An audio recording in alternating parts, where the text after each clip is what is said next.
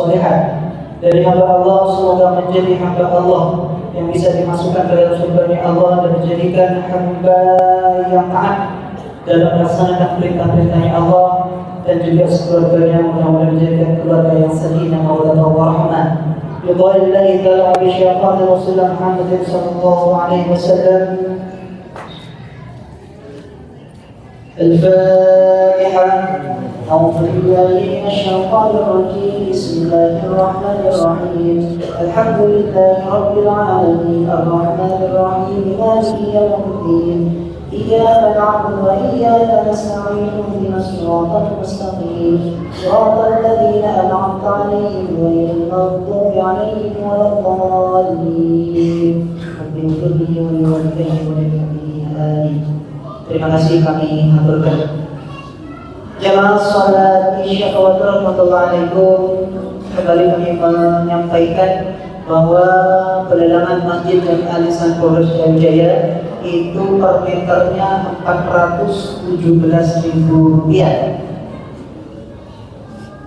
Oleh sebab itu, jikalau jamaah yang pengen ambil bagian, kami persilakan dengan melalui menghubungi para panitia pembangunan masjid, mobil khusus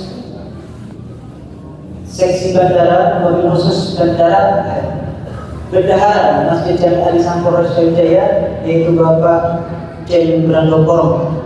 Kemudian yang terakhir, kami mempunyai amanah kembali dari Basnas Badan Zakat Nasional Kabupaten Jaya mengimbau kepada seluruh jamaah kaum muslimin wal muslimah yang belum menunaikan kewajiban zakatnya, fitrah maupun malnya, maka kami di sini mempunyai tugas menerima dan kami siap menjemput zakatnya jamaah sekalian dimanapun berada. Insyaallah kami siap menjemputnya. Demikian. Jamaah salat Isya warahmatullahi wabarakatuh. Mari kita kembali siapkan rohani kita untuk menimba ilmu daripada guru kita, insyaallah yang disampaikan oleh Dr. Abuya Rusbani Al-Badri. Kepada Abuya kami silakan. Awalan wa akhiran, jikalau ada yang tutur kata yang berkenan, mohon dimaafkan. Assalamualaikum warahmatullahi wabarakatuh.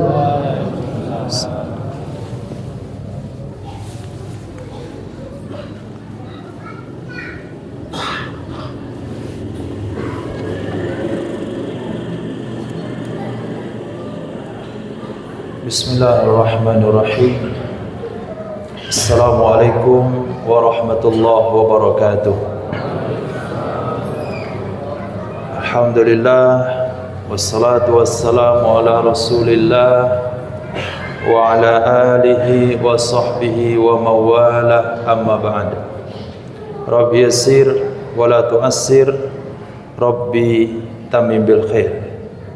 Bapak Ibu jamaah tarawih memuliakan Allah Subhanahu wa taala. Kembali kita sambung materi tadi malam. Hadis kullu bid'atin dolalah. Menurut pandangan hadis-hadis Nabi sallallahu alaihi wasallam. Kami kutip 4 hadis dari 70 hadis yang menyatakan pemahaman sahabat tentang hadis kullu bid'atin dolalah. Hadis pertama, An Sayyidina Rafi' bin Rifa'ah Az-Zurqi radhiyallahu anhu, Salla yawman bina Rasulullah sallallahu alaihi wasallam, falamma rafa'a ra'sahu anir rak'ah qala sami Allahu liman hamidah, faqala rajulun wara'ah Rabbana walakal hamdan katsiran thayyiban mubarakan fih. Falamman sarafa qala nabiyuna Muhammad sallallahu alaihi wasallam manil mutakallim qala ana. Faqala nabiyuna Muhammad sallallahu alaihi wasallam ra'aitu bid'atan wa thalathina malaikatan yabtadirunaha ayyuhum yaktubuha awalan. Rawahu Imamul Bukhari.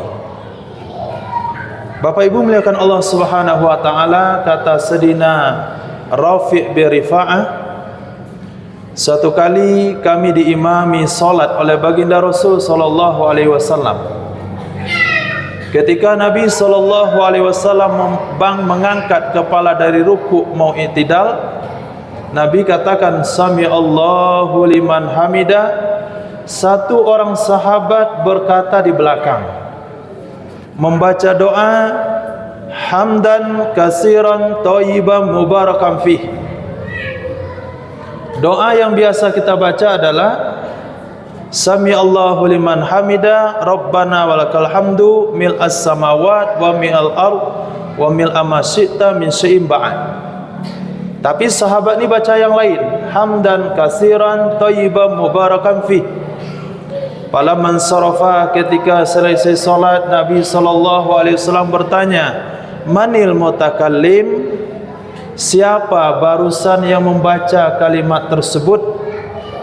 Nah, coba kita pahami dari hadis ini. Kenapa Nabi bertanya? Siapa barusan yang membaca kalimat tersebut? Kenapa Nabi bertanya? Karena sahabat itu membaca sesuatu yang tidak diajarkan oleh Rasul sallallahu alaihi wasallam. Maka orang itu mengatakan, saya wahai Rasul sallallahu alaihi wasallam. Nabi katakan, ra'aitu bid'atan wa salasina malaikatan yabtadirunaha ayyuhum yaktubuhu awalan. Aku melihat 30 sekian malaikat. Menurut makna bahasa Arab, bid'ah ba'dad ain ta itu bilangan 3 sampai 9. Jadi 30 sekian malaikat. Mereka berebutan siapa di antara mereka yang pertama sekali mencatat pahala tersebut. Nah, berarti apa pemahaman sahabat tentang kullu bid'atin dolalah? Setiap bid'ah itu sesat? Apakah seperti yang kita pahami pada hari ini? Ternyata tidak. Kalaulah seperti yang kita pahami pada hari ini, tentu sahabat tidak membuat bacaan tersendiri. Tentu sahabat membaca apa yang dibaca oleh Nabi, karena mereka sudah mendengar hadis yang berbunyi sallu kama ra'aitumuni usolli. Solatlah kamu sebagaimana kamu mengetahui saya solat. Nabi sudah ajarkan kepada sahabat doa iftitahnya apa, Al-Fatihah, bangkit pada ruku, ketika sujud, ketika duduk antara dua sujud. Ternyata sahabat ini menciptakan satu bacaan baru. Ketika sahabat menciptakan bacaan baru yang tidak dicontohkan oleh Nabi, apakah diponis sesat oleh Rasulullah? Ternyata Rasulullah tidak memponisnya sesat. Justru Nabi katakan, aku melihat 30 sekian malaikat. Mereka berlomba-lomba siapa di antara mereka yang pertama sekali mencatat amal ibadah dari bacaan tersebut. Itu hadis pertama. Kemudian riwayat yang lain dari Sayyidina Anas ibni Malik radhiyallahu taala anhu, kata beliau, kana rajulun minal ansar ya ummuhum fil Quba. Ada satu orang laki-laki dari Ansar, beliau mengimami masyarakat Madinah yang tinggal di Masjid Quba. Ketika beliau mengimami solat, beliau membaca Al-Fatihah seperti biasa. Kemudian selepas baca Al-Fatihah, dia baca Qul huwallahu ahad, Allahus samad, lam yalid wa lam yulad wa lam yakul lahu kufuwan ahad. Kemudian dia baca surah yang lain, Wadduha wal laili idza saja. Rukuk i'tidal seperti biasa, bangkit rakaat kedua, baca Al-Fatihah, baca lagi Qul huwallahu ahad, baca lagi surah yang lain. Maghrib begitu dia ngimami solat. Jadi satu rakaat itu pasti ada Qul huwallahu ahadnya. Isya setiap rakaat pasti ada Qul huwallahu ahadnya. Subuh nanti ngimamin solat, sebelum baca surah, setelah Al-Fatihah dia baca dulu Qul huwallahu ahad. Lalu berkatalah jamaahnya, wahai tuan imam, kenapa kamu tidak ngimamin kami saja dengan satu surah? Kenapa mesti pakai Qul huwallahu ahad? Apa kata Pak Imam itu? Kata beliau, kalau kalian mau sang imamin seperti itu, saya imamin seperti itu. Tapi kalau kalian tidak mau saya imamin seperti itu, cari imam yang lain. Maka jamaah itu mengatakan, melihat tidak ada imam yang lebih baik daripada imam mereka, akhirnya mereka tetap mengikuti salat berjamaah. Tidak ada terjadi perpecahan. Kemudian mereka laporkan kepada Sayyidina Rasul sallallahu alaihi wasallam. Kenapa dilaporkan? Karena imamnya mengimami salat tidak seperti yang dicontohkan oleh Nabi sallallahu alaihi wasallam. Lalu kata Nabi sallallahu alaihi wasallam kepada laki-laki tersebut, "Ya fulan, ma yamna'uka an taf'ala ma ya'muruka ashabuk wa ma yahmiluka ala luzumika hazihi surah fi kulli rak'ah." Wahai fulan, apa alasanmu kenapa kamu tidak mau melakukan saran daripada jamaahmu? Apa alasan kamu kenapa kamu terdorong untuk membaca surah Qul huwallahu ahad setiap rakaat? Apa kata imam tersebut? Ya Rasul, sesungguhnya di dalam surah tersebut ada sifat-sifat Allah dan saya mencintai surah itu. Kalau saya baca surah itu saja, tidak jalan sunnah Nabi. Kalau saya baca surah yang lain, saya tinggalkan surah yang Qul huwallahu ahad, aku cinta sekali pada surah itu, karena surah itu mengandung sifatnya Allah. Katakanlah Allah itu Maha Esa, Allah tempat meminta, tidak melahirkan dan tidak dilahirkan, tidak ada satu tandingan yang bisa menandinginya.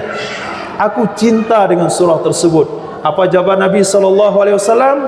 Hubbuka iyyaha adkhalakal jannah. Cinta kamu kepada surah tersebut membuat kamu masuk surga. Hadis riwayat Imam Bukhari. Bapak Ibu muliakan Allah Subhanahu wa taala, kalaulah pemahaman yang benar itu, semua yang Nabi tidak contohkan adalah salah, tentu sahabat ini nggak berani buat yang seperti ini, nggak berani.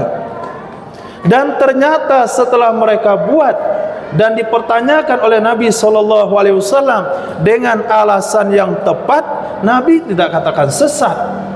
Nabi justru puji, cinta kamu kepada surah itu membuat kamu masuk surga.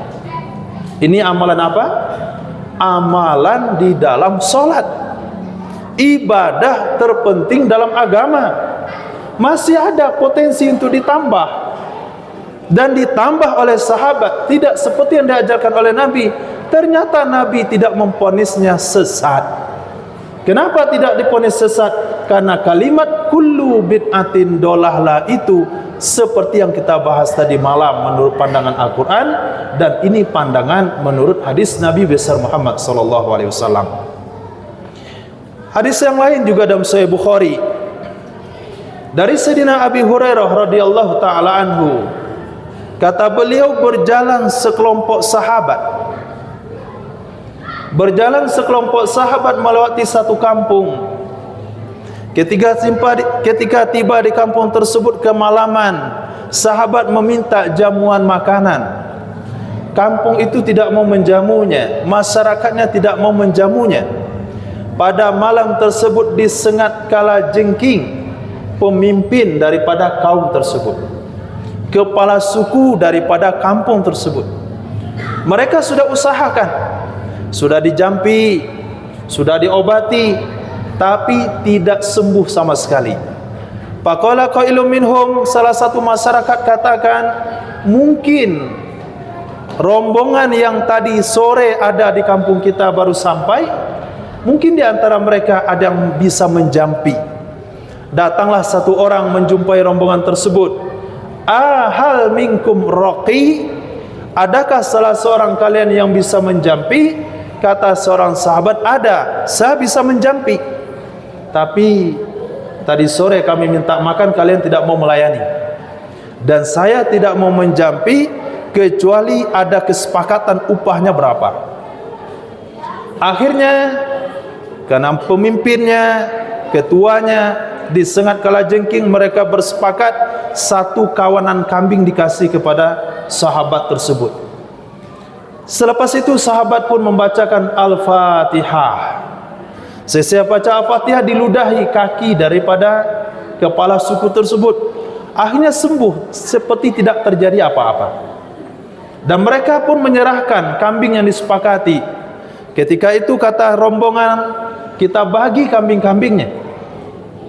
Kata yang menjampi, jangan dulu.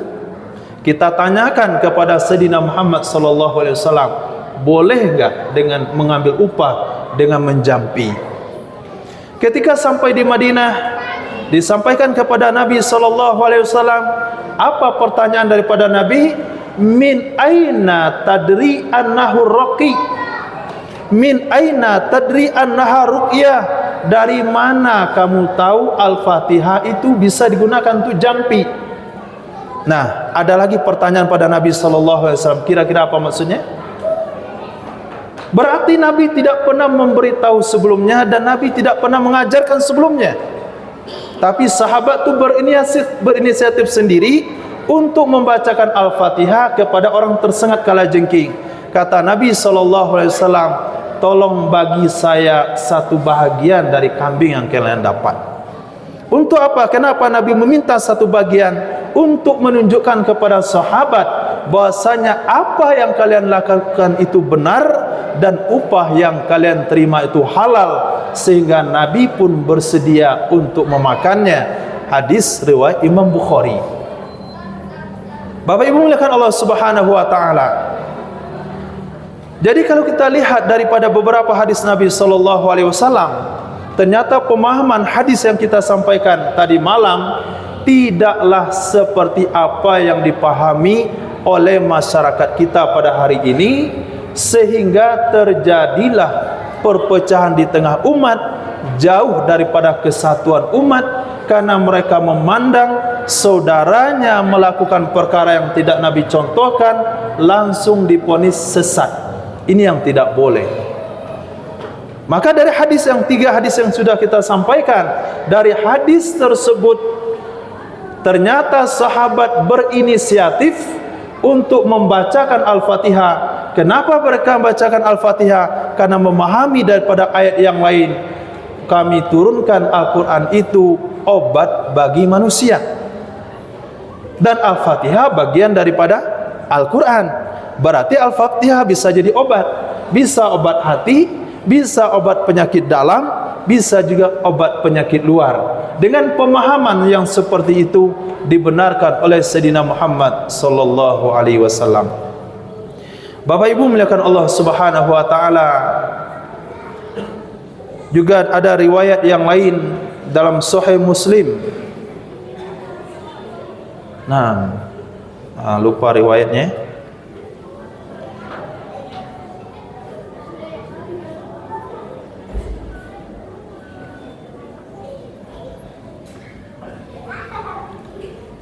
Alhamdulillah, mungkin cukup 3 hadis yang bisa saya ingat. 3 hadis daripada Sayyidina Muhammad sallallahu alaihi wasallam. Ketiga hadis itu ada dalam Sahih Bukhari. Sebetulnya ada 1 hadis lagi yang sudah disiapkan, yaitu dalam Sahih Muslim, diriwayatkan daripada Sayyidina Abi Hurairah radhiyallahu taala anhu, tapi hadisnya lenyap dalam ingatan saya, jadi mohon maaf tidak bisa disampaikan. Bapak Ibu muliakan Allah Subhanahu wa taala, yang secara kesimpulan, setelah kita memahami sebetulnya ada ulama sudah mengumpulkan hadis tersebut berjumlah 70 hadis jumlahnya, yang membuktikan kepada kita sebagai masyarakat umat akhir zaman, yang menyatakan ada sikap-sikap sahabat, ada perkara-perkara yang dibuat oleh sahabat yang tidak pernah dicontohkan oleh Nabi sallallahu alaihi wasallam, tapi baginda Rasul sendiri tidak buru-buru memponisnya dengan kata-kata sesat, dengan kata-kata bid'ah. Itu yang mungkin kita pahami. Itu 3 hadis yang terjadi di zaman Nabi sallallahu alaihi wasallam. Kalau mereka katakan itu kan terjadi di zaman Nabi, Nabi membenarkannya, ada lagi alasannya begitu nantinya. Itu kan terjadi di zaman Nabi. Nabi tahu, Nabi membenarkannya. Oke, ada 2 hadis lagi yang terjadi setelah Nabi meninggal dunia. Di antaranya pembukuan Al-Quran, yang kedua tentang solat tarawih berjamaah. Jadi secara kesimpulan, ulama Ahlus Sunnah wal Jamaah telah bersepakat bahwasanya ponis setiap perkara yang tidak diajarkan oleh Nabi itu sesat, itu ponis yang salah, yang bertentangan dengan Al-Quran yang sudah kita bacakan kemarin malam, dan bertentangan dengan hadis yang barusan kita sampaikan. Semoga bermanfaat. Mohon maaf kalau ada salah dan jagal. Assalamualaikum warahmatullahi wabarakatuh.